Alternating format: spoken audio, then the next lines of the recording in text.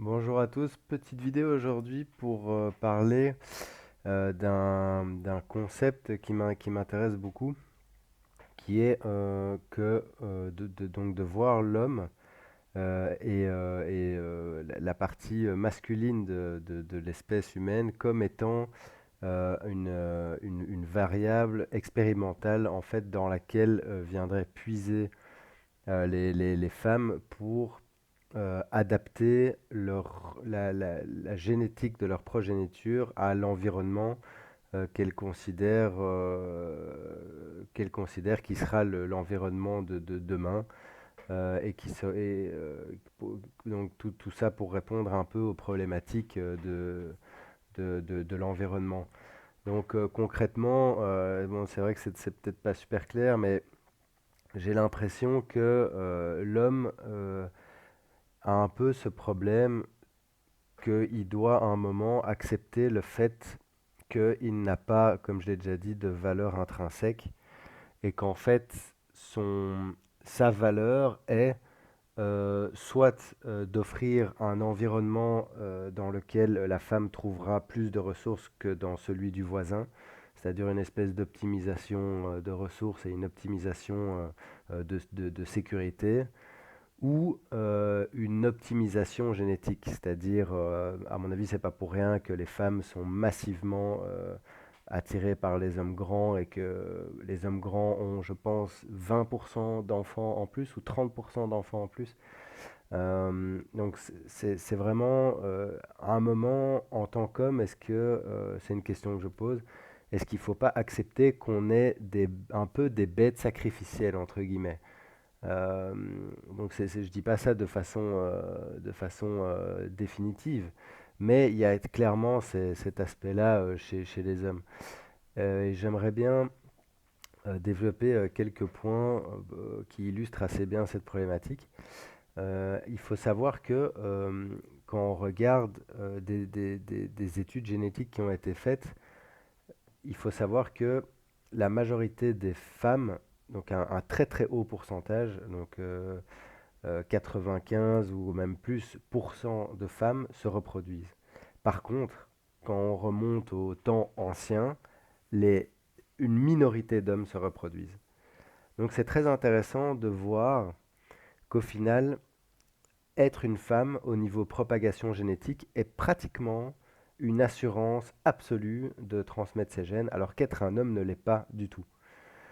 Être un homme, ça vous oblige en fait à présenter des caractéristiques qui optimisent la propagation génétique du code génétique de la femme. Donc, c'est-à-dire que quelque part, les femmes sont des individus qui ont la valeur, c'est-à-dire qui ont le moyen de reproduction, et les hommes n'existent que dans le cas où ils sont capables de rassembler toutes les caractéristiques requises, voire de les présenter encore mieux que celles de leurs voisins.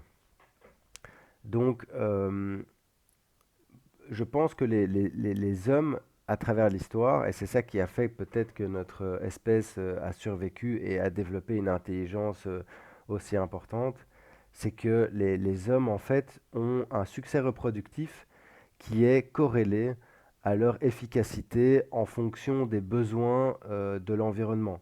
C'est-à-dire que si dans votre environnement, vous avez un lion qui court à 40 km/h, bah c'est clair qu'avec la pression génétique, c'est le mec qui courra le plus vite, bah, qui fera le plus de gosses parce que les autres se seront fait bouffer. Si vous êtes, je sais pas moi, dans une contrée très froide, eh ben c'est le mec le moins con qui aura réussi à comprendre qu'il faut planquer des graines sous la terre pendant l'hiver ou qu'il faut saler la viande et foutre la viande. Je pense qu'ils mettaient la viande au fond du lac pour la conserver, ouais, je sais pas.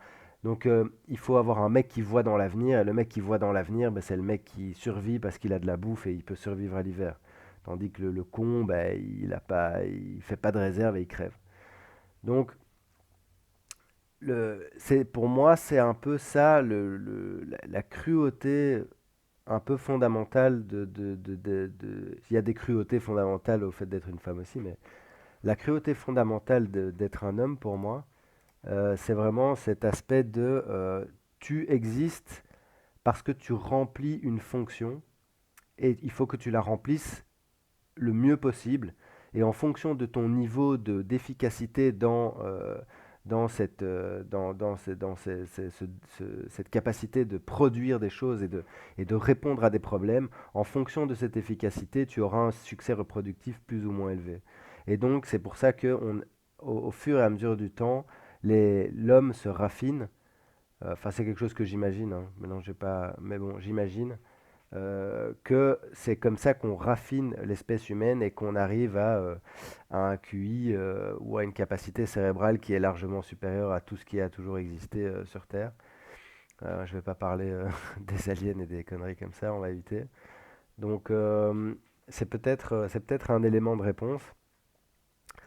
Euh, Maintenant, moi je vais terminer là-dessus. C'est une petite vidéo sur un sujet qui m'a interpellé aujourd'hui. Je vais poser une question que je trouve très intéressante et je vais prendre un exemple qui sont l'exemple des juifs ashkénazes. Et je vais poser une question. Si on manipule la sélectivité génétique, est-ce qu'on peut influencer sur certaines qualités d'un peuple ou d'un groupe ethnique ou d'un groupe tribal? Donc moi, ce que je me demandais, c'est l'environnement donne des contraintes. Ces contraintes, on y répond en augmentant la propagation génétique des individus les plus adaptés. Donc on obtient une adaptabilité plus importante, ce qui fait que la population peut grandir en nombre parce qu'elle est de plus en plus adaptée. Maintenant, moi, ce que je me demandais, c'est est-ce que si on crée ou si on implique une fausse contrainte, est-ce qu'on peut manipuler, est-ce qu'on peut transformer des qualités ethniques ou des qualités génétiques, est-ce qu'on peut en quelque sorte raffiner une population? Et c'était une question que je me suis posée et j'ai été sur Wikipédia, donc voilà. J'ai été sur Wikipédia qui donnait justement l'exemple des juifs ashkénazes, il y a plein d'autres exemples, mais c'est celui qui est tombé. Et alors Wikipédia dit, au cours de la même période, c'est un thread, c'est un article sur le QI supérieur, parce que les juifs ashkénazes ont le QI moyen le plus élevé du monde. Et donc je me suis demandé comment ça se fait. Et une des théories que Wikipédia relate, c'est la suivante. Au cours de la même période, donc c'est-à-dire le Moyen Âge, les lois ont interdit aux juifs ashkénazes de la plupart des emplois, y compris l'agriculture et l'artisanat, et les ont forcés à se tourner vers la finance, la gestion et le commerce international. Les juifs riches avaient plusieurs enfants de plus par famille que les juifs pauvres. Ainsi, les gènes des traits cognitifs, tels que le talent verbal et mathématique, qui font le succès d'une personne dans les quelques domaines où les juifs pouvaient travailler, ont été privilégiés. Les gènes pour les traits non pertinents, tels que les capacités spatio-visuelles, étaient soutenus par une pression moins sélective que dans la population générale. Compte tenu de l'héritabilité élevée du QI, donc je fais une petite parenthèse, c'est estimé entre 50 et 80% le taux d'héritabilité du QI.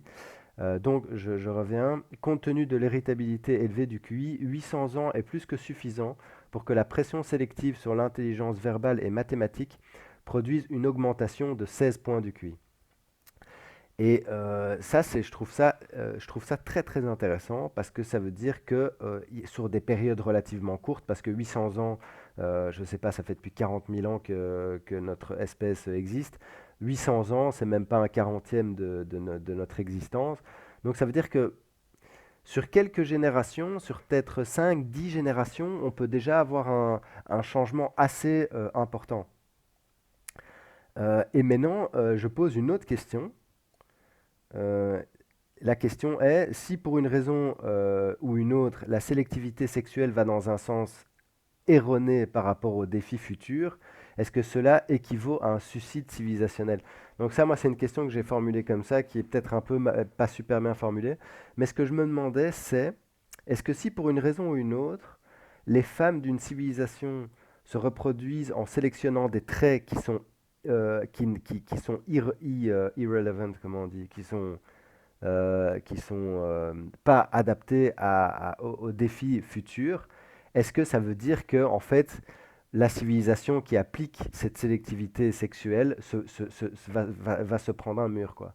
Et c'est à ce moment-là qu'on peut se tourner vers le film Idiocratie, qui est en fait, qui exprime ça de façon très humoristique, mais qui dit que concrètement, à partir du moment où les femmes choisissent systématiquement les mecs les plus cons pour se reproduire, est-ce qu'il y a une dégression du QI qui mène à une population de débiles profonds qui ne peut pas faire face à une population de mecs de...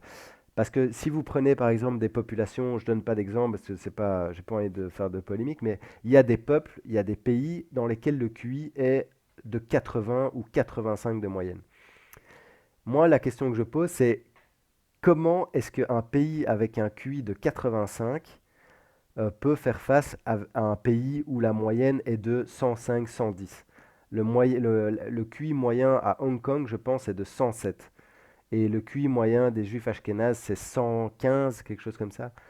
Donc, c'est très intéressant de se poser ce genre de questions. Donc voilà, je vais vous laisser là aujourd'hui. Un petit sujet un peu freestyle, mais sujet tout à fait intéressant, je trouve. Voilà, à la prochaine, ciao.